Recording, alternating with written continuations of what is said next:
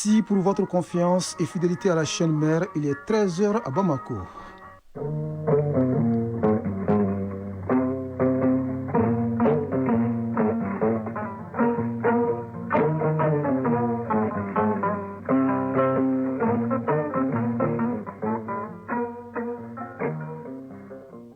Le journal Bourama Traoré.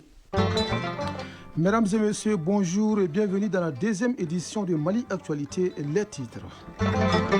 La communauté musulmane du Mali célèbre demain dimanche Ashura, une date qui correspond au 10e jour du mois de Muharram, le premier mois de l'année musulmane. Un jour spécial pendant lequel le musulman se doit d'accomplir de bons actes, notamment jeûner pour remercier Allah de sa grâce et de sa miséricorde. Ashura rime avec cette pratique très ancienne au Mali. Il s'agit de Korolifura en Bamananga. Il consiste pour les cousins et cousines germains à accomplir certaines tâches ménagères pour leurs cousins et cousines paternelles. En retour, ils reçoivent de l'argent. C'est le grand format de cette édition. 42 partis politiques sont désormais autorisés à exercer leurs activités au Congo-Brazzaville. Une liste publiée par le ministère de l'Intérieur et qui suscite de vives réactions dans différents états-majors politiques. Le Hamas annonce être prêt à engager immédiatement des négociations sur la mise en œuvre de la proposition d'accord de cessez-le-feu avec Israël. Au même moment, les bombardements se poursuivent dans la bande de Gaza et font des dizaines de morts. Par ses doigts magiques, il révolutionne les techniques du Bogolan depuis un demi-siècle. Boubacar Doumbia, c'est son nom. Il est le parrain du mois de juillet dans le cadre de l'année de la culture. Clin d'œil de Chokmar Sangaré à cet expert en teinture naturelle. Le coup d'envoi de la Coupe d'Afrique des Nations féminines de football sera donné ce samedi au Maroc. 12 équipes s'affrontent pour le titre continental, dont celle du Mali. Aux États-Unis, les quarts de finale de la Coupe du monde des clubs se poursuivent aujourd'hui. C'est tout pour les titres. Quand ils s'enrhument, les pays tous, les chargeurs dont il s'agit constituent un moyen essentiel pour le développement de la Confédération des États du Sahel. Des acteurs qui évitent au pays les pénuries et les hausses des prix sur les produits d'importation. Ils étaient réunis pendant 3 jours à Bamako pour harmoniser leurs textes en vue de donner un coup d'accélérateur au développement économique de l'espace AES. Les chargeurs de l'espace confédéral étaient hier chez le Premier ministre pour la restitution de leurs travaux. À l'issue de l'exercice, le directeur général du Conseil burkinabé des chargeurs, Dr Kassoum Traoré, s'est confié à Mamari. Nous avons, durant 3 jours, discuté d'un certain nombre de questions concernant notre espace. Il s'agit en l'occurrence d'abord de pouvoir revisiter les textes des différents conseils des chargeurs. Ensuite, discuter des différents accords en matière de transit et de transport que nous avons signés avec les pays de transit, en l'occurrence les pays côtiers, et également les mêmes accords qui ont été signés entre nous au niveau de l'AES. Donc, suite aux discussions, nous avons souhaité justement que nous puissions harmoniser nos textes qui permettra donc de pouvoir agir ensemble pour pouvoir faciliter l'approvisionnement donc de notre espace.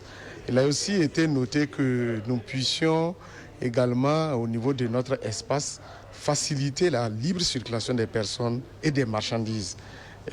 Donc ensemble, nous devons vraiment veiller à lutter contre les tracasseries, les paiements indus justement par nos chauffeurs, tout ce qui en tout cas entrave à la libre circulation des personnes et des marchandises. Nous avons également souhaité que les autorités, le Premier ministre puisse nous accompagner pour pouvoir réaliser une plateforme logistique et de transport dans les pays de transit. Surtout pour les 3 conseils, que nous puissions le réaliser donc ce projet ensemble dans tous les pays justement où nous faisons transiter nos marchandises pour notre espace.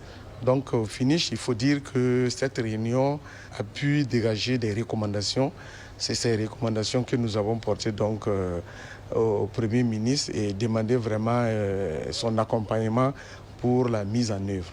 Il a en tout cas souhaité que nous puissions rester résilients et continuer le combat, resserrer les coudes pour qu'au finish nous puissions retrouver justement la paix dans notre espace.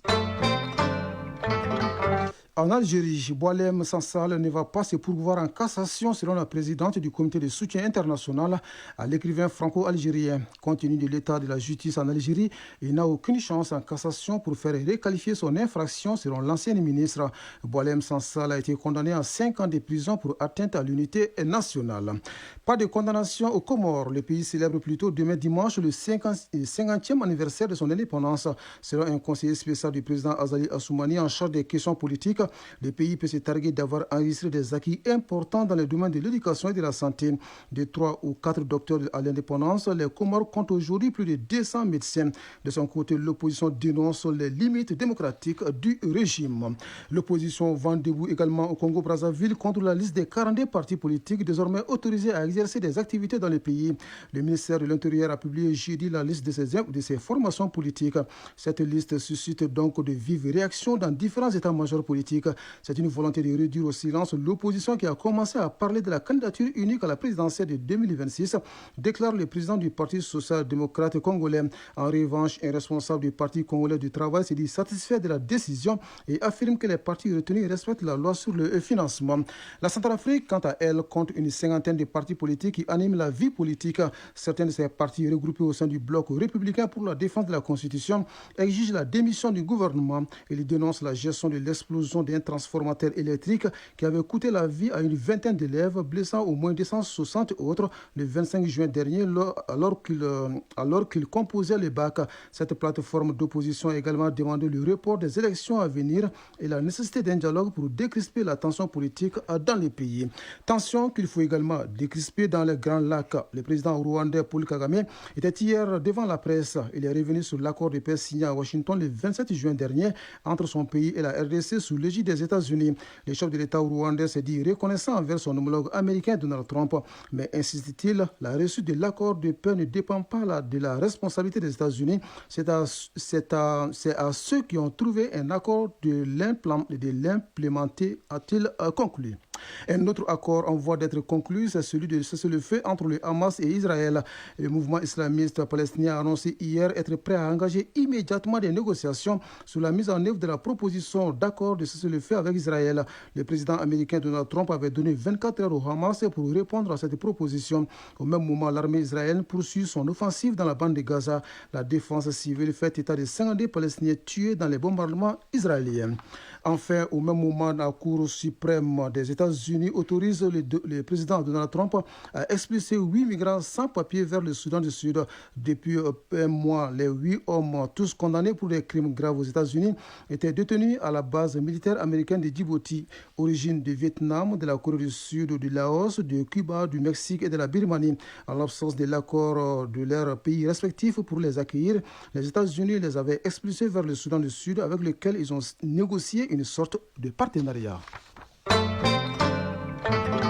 Retour ici à Bamako pour parler de la religion. La communauté musulmane du Mali célèbre demain dimanche Ashura, une date qui correspond au 10e jour du mois de Muharram, le premier mois de l'année musulmane. Pendant ce jour spécial, les musulmans se doivent d'accomplir de bons actes, notamment jeûner ou prier pour remercier Allah de sa grâce et de sa miséricorde. Pour mieux comprendre la portée spirituelle de Ashura et les grands événements déroulés à ce jour, nous sommes entretenus avec l'imam Maliki Mangani. Au micro de Koumba Sissako, il explique d'abord l'origine de Ashura. Ashura en arabe vient du mot Ashra, qui signifie 10. Donc Ashura, c'est le 10e jour du mois Muharram, qui est le premier mois du calendrier musulman. C'est un jour béni, un jour spécial en islam, puisque ça a été choisi par le prophète Mohammed, paix et salut sur lui, comme un jour béni, un jour remarquable en islam. Lorsqu'il a été en Médine, il a su que c'était un jour remarquable pour les Juifs. Il a demandé, on a répondu que les Juifs en Médine jeûnaient ce jour-là, puisque leur prophète Moussa a eu sa revanche sur son ennemi et l'ennemi d'Allah, Pharaon alayhi la'natullah. Donc c'est ainsi que le prophète sallallahu, il les a répondu que lui, il est proche de Moussa plus que eux. Donc il a jeûné, il a demandé aux compagnons de jeûner ce jour-là. L'événement le plus remarquable qui est authentifié à l'unanimité de tous les savants, que personne ne nie, ça c'est du fait que Moussa a eu sa revanche sur l'ennemi d'Allah, Pharaon. Pour d'autres savants aussi, ça a été un jour spécial pour Ibrahim. Et d'autres voient que ça a été un jour spécial pour le prophète Nuh, alayhi salam. Et d'autres disent que ça a été encore un jour spécial sur notre père Adam, alayhi salam. Les actes d'adoration qu'un musulman doit accomplir durant ce jour-là, qui est authentifié encore par les ulémas, ça c'est jeûner ces jours-là, qui nous permet d'avoir l'abolition des péchés d'une année complète. Donc le prophète sallallahu alayhi wa sallam, il a dit, celui qui jeûne ce jour-là aura la récompense de quelqu'un qui a jeûné une année et ses péchés aussi vont être effacés. La manière de jeûner ce jour-là, ça c'est jeûner un jour avant et un jour après. Cette année, c'est le dimanche prochain, Inch'Allah. Ça veut dire que jeûner les samedis, les dimanches et encore les lundis. C'est ça qui est vraiment souhaité par les érudits. La deuxième dimension, c'est jeûner un jour avant. Ça veut dire que jeûner le 9e et le 10e jour, le samedi et le dimanche. Et encore, la troisième, c'est jeûner le 10e jour seulement. Oui, les bienfaits des Ashura sont donc nombreux et le musulman se doit de multiplier des gestes de bienfaisance pour bénéficier du pardon d'Allah. Au-delà de son aspect religieux, Ashura donne lieu à la promotion d'une pratique très ancienne mais qui est en voie de disparition aujourd'hui. Il s'agit de Korolufura et de Korofurali à Bamananka. Il consiste pour les cousins et cousines germains à accomplir des tâches ménagères pour leurs cousins et cousines paternelles. En retour, ils reçoivent de l'argent plus qu'une simple pratique traditionnelle. Le Korofurali est un ciment pour consolider les liens familiaux. C'est le grand format de cette édition signé Adam Maïga. Il est 7 heures. Badi Sangaré se dirige vers la chambre de son cousin avec un balai dans sa main droite et une serpillière dans l'autre main gauche. Elle toque à la porte puis entre dans la chambre. Badi Sangaré commence d'abord à dresser le lit de son cousin. Ensuite, elle balaie sa chambre. Pour terminer, elle nettoie sa douche intérieure et fait la lessive. Je dirais que je pratique cela depuis toute petite. À chaque fois qu'on arrivait à cette période de l'année, ma grand-mère me le rappelait. Elle me disait, va voir tes cousins. Je ne comprenais pas trop, mais j'y allais quand même. Comme Badi Sangaré, nombreux sont les cousins et cousines germains qui font les travaux ménagers pour leurs cousins et cousines paternelles, appelés les maîtres. Un geste de cousinage à plaisanterie pour consolider les liens. Cette pratique est appelée Korofurali. Ntoba Diallo, enseignant. Depuis le très tôt le matin, tous les jours de Djomene, nous partons voir les cousins, les cousines, les filles lavent les habits, mais les garçons ils vont balayer les maisons. En guise de réciprocité, les maîtres offrent des cadeaux à leurs cousins et cousines germains. Badi Sangaré, étudiante. J'ai reçu des petits jetons, 150 ou même 200 francs. Et comme moi, j'ai beaucoup de cousins et cousines, je gagnais plus. Et j'étais très contente avec ça. Ntoba Diallo, enseignant. Je peux donner 5 000 francs, d'autres même 10 000 francs, ça dépend. Au-delà de l'argent, on mange avec tout le monde, les enfants, les cousins, on se taquine. On va passer la journée vraiment dans une atmosphère symbiose. Cette pratique coutumière se fait à partir du 10e jour du premier mois lunaire du calendrier musulman Muharram. Et c'est jusqu'à la fin du mois. Un mois appelé également Djominekalo. Littéralement, c'est un mois où l'on capture les esclaves. Korofurali a pour but de renforcer la cohésion sociale. Yaya Koulibaly, traditionnaliste. Les avantages d'abord, ça amène l'immunité. 1, de 2, ça peut te sauver contre toutes les agressions sociales. 3, la fierté, on est fier d'appartenir à une alliance familiale. 4, ça te permet d'avoir une identité. Autre avantage, c'est le vieux, par exemple, l'oncle maternel peut te donner le secret des plantes médicamenteuses. Et de l'autre côté, on peut apprendre aux filles le code de la maternité. Au fil du temps, Djomine ou la capture des esclaves a pris une autre forme. Aussi, cette pratique n'existe pas dans toutes les contrées et chez toutes les ethnies, nous affirme le traditionnaliste Yaya Koulibaly et l'islamologue Mohamed Abdellahi Haïdara. Tous ceux qui appartiennent donc au groupe du Mandé le font, excepté les Arabes parce qu'ils ne sont pas maliens. Il y a aussi quelques Français de Peul et le Vert, comme les Bororo. Non, ça, ils ne le font pas parce qu'ils n'appartiennent pas au groupe. À part ça, c'est tout le monde. Cette activité est une grande opportunité pour les cousins aussi de choisir les cousins, les futurs mariés, leurs futures femmes à travers cette activité. Ça, c'est en Mauritanie. Je parle chez les Harpoulars de la Mauritanie. Korofurali est une pratique à la fois culturelle et religieuse, car elle est tolérée par la religion musulmane, nous dit l'islamologue Mohamed Abdellahi Haïdara. L'islam recommande le fait de tisser les liens de parenté. Quand Allah subhanahu wa ta'ala a créé le lien de parenté, il est venu s'accrocher au trône d'Allah, et le trône d'Allah subhanahu wa ta'ala a commencé à grelotter. Allah dit aux anges, qu'est-ce passe-t-il aujourd'hui? Les anges ont répondu à Allah subhanahu wa ta'ala en lui disant, celle dont tu as créé, qui est plus puissante et plus bénie que nous, c'est elle qui a accroupi à ton trône. Et Allah subhanahu wa ta'ala dit, c'est le lien des parentés. Ils disent oui, oh lien des parentés, pourquoi tu pleures? Elle répond à Allah subhanahu wa ta'ala en nous disant, vous m'avez créé et vous allez me mettre sur la terre, ils vont me couper. Allah subhanahu wa ta'ala dit dans l'Hadith al-Qudsi, celui donc qui coupe ce lien de parenté n'entrera pas au paradis. La modernité semble avoir raison du Coran Fourali. Cette pratique, bien qu'elle soit un facteur d'unité et de consolidation des liens, est aujourd'hui en voie de disparition.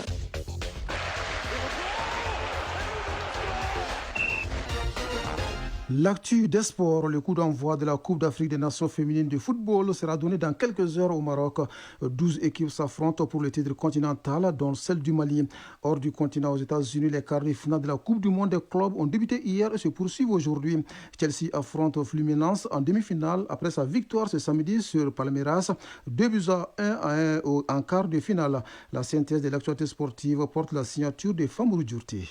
Ouverture ce samedi du championnat d'Afrique des clubs en taekwondo. Après l'Open de taekwondo zone 2 et 3, le 1er et le 2 juillet dernier, c'est au tour du championnat d'Afrique des clubs d'entrer en jeu. Le démarrage initialement prévu pour hier vendredi 4 juillet est finalement reprogrammé pour ce samedi 5 juillet à 16h au Palais des Sports Salamatou Maïga à la CI 2000. Hier vendredi, le ministre en charge des sports Abdul Kassim Ibrahim Fomba a reçu en audience le président de l'Union africaine de taekwondo, Isiaka Ide, accompagné du docteur Alioune Badra Traoré, le président de la Fédération de taekwondo. Les échanges ont porté sur les perspectives de développement du taekwondo et du sport en général. Le ministre s'est félicité de la présence à Bamako du président de l'Union africaine de taekwondo, venu apporter son soutien à la Fédération malienne de la discipline à l'occasion de l'organisation des compétitions Open Series Zone 2 et 3 ainsi que du championnat africain des clubs. Tout comme l'Open de la Zone 2 et 3, le championnat d'Afrique des clubs concerne 3 catégories, les cadets, les juniors et les seniors, hommes et femmes. Ces compétitions serviront également de qualification au championnat du monde et aux Jeux Olympiques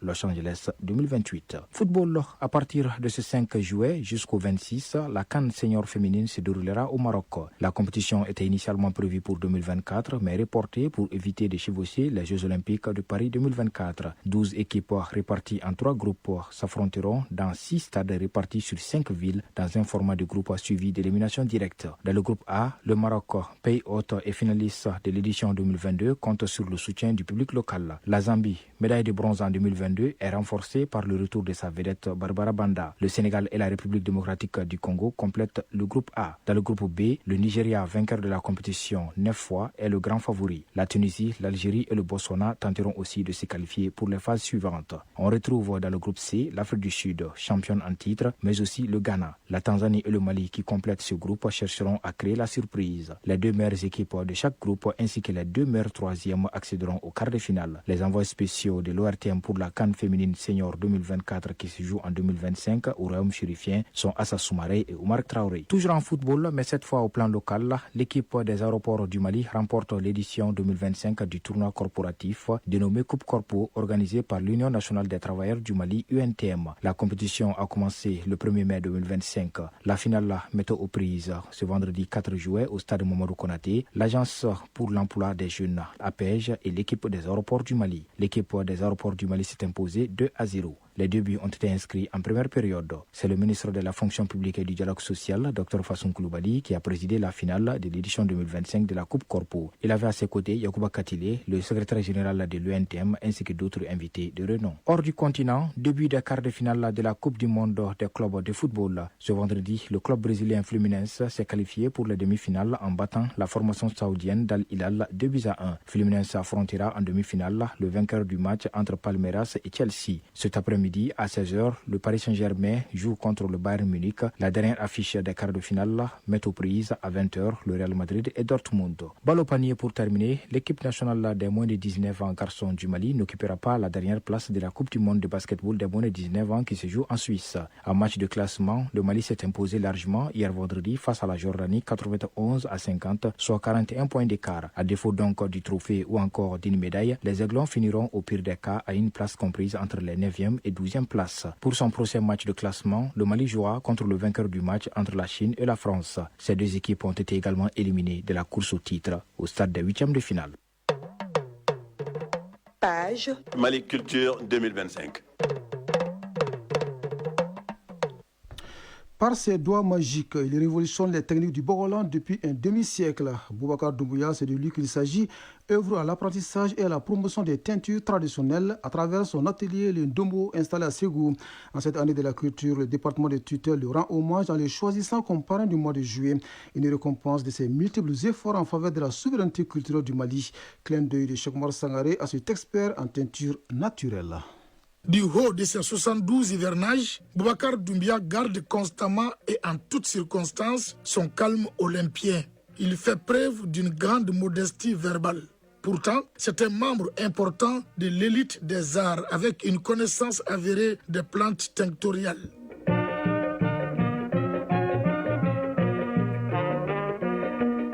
Boubacar Doumbia fréquente l'école primaire de Amdalaï à Ségou et le lycée de Sévaré qu'il abandonne au profit de l'Institut national des arts INA. Nous sommes en 1974. En 1978, lors des examens de sortie, Boubacar fut séduit par le mémoire de fin d'études d'un de ses promotionnels qu'est Kandjoura Koulibaly sur le Bogolan. Boubacar Doumbia, chercheur en couleurs naturelles.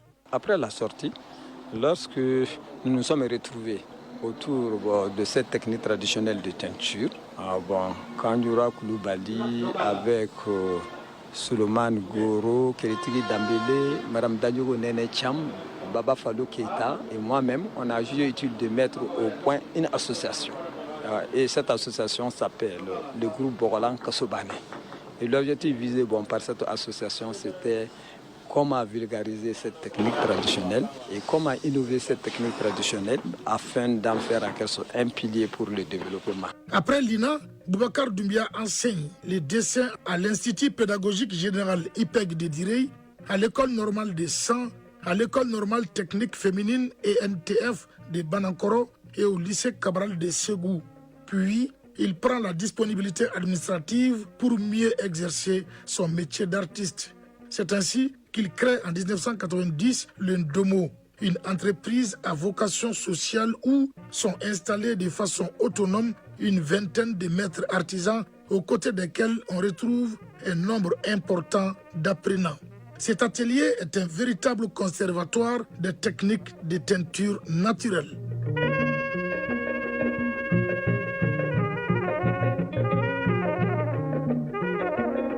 Boubacar Doumbia a capitalisé l'expérience de son atelier dans un livre intitulé Le Ndomo, une réponse à l'entrepreneuriat social et à l'auto-emploi des jeunes. Son expertise des couleurs naturelles a abouti à un autre ouvrage titré L'évolution des teintes naturelles, Basilan, Bogolan, Gala. L'homme a une vie associative bien animée. C'est ainsi qu'au nom de l'association Ségou Labin, il a conçu les esquisses de 2 monuments emblématiques de la ville de Ségou. Il s'agit d'abord du monument Kalabougouka, réalisé en 2003. Ensuite, le monument dénommé Montée du Grenier a été réalisé en 2002 par le sculpteur Amaïgire Dolo à partir des esquisses de Boubacar Doumbia. Boubacar Doumbia est citoyen d'honneur de la région de Ségou pour la création d'emplois des jeunes et l'innovation des valeurs culturelles. Citoyen d'honneur de la ville de Lisbonne au Portugal et chevalier de l'ordre des arts et de la culture du Mali.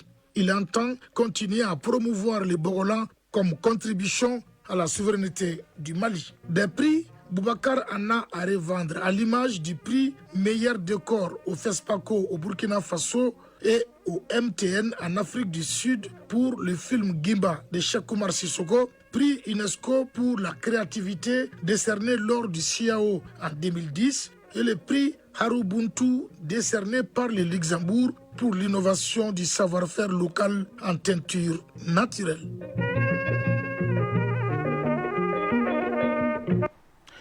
Cette page culture met donc un terme à cette édition qui vous a été servie par un trio.